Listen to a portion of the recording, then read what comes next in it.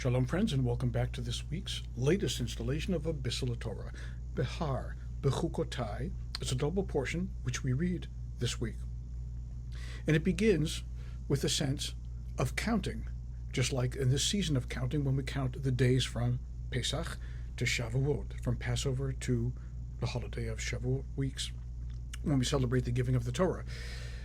While not exactly germane to that, counting plays a very powerful role in this week's Torah portion. V'svartem lechem, and you shall count for yourself, not the days, but the years that roll out one after another. And after 7 years, we enjoy something called a Shmittah, the 7th year of rest. When the land lies fallow, we plant nothing, we plow nothing. We were allowed to reap whatever grows organically out of the earth, but we let the earth lie to itself. And the Ishbitzer makes the observation that this is very much like the phrase out of Pirkei Avot, which reads, Sheli Shelcha, what is mine is yours. Perhaps in Pirkei Avot it's referring to the fact that a good and gentle, noble spirit will always be willing to share. But in this instance, it's talking about God. Sheli Shelcha, what is mine is yours. It's the acknowledgement that the earth belongs to God. It's God's creation. He lent it to humanity to do the best that we possibly can with the earth, but it's on loan, and we have to accept the fact that once every period of time, every 7 years, we say, Sheli Shecha, that what I believe is mine is actually yours, God. To wit, we say every Sunday, the earth is the Lord's, do we not? It's the psalm that we read every Sunday, acknowledging the fact and reminding ourselves that we are, as it were, tenant farmers.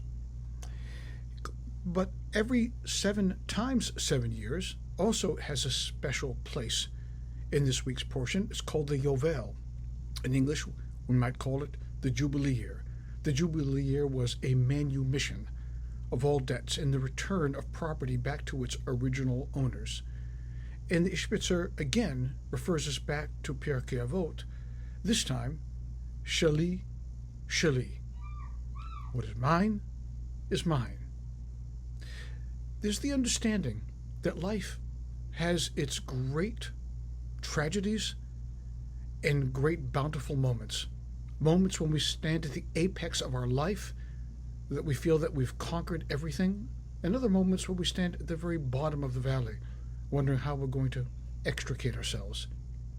It's at these moments precisely that the Torah is reminding us that what is mine, that we should always be mindful of people who are on the same level as us, and they're all on the same level as us. Nobody's superior, nobody is inferior.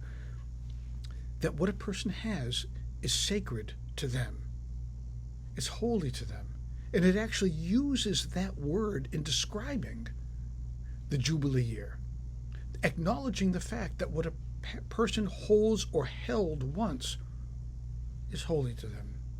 And we have to understand that and acknowledge that sometimes when we are standing at the pinnacle of the mountain, it's probably because we're standing on other people's shoulders.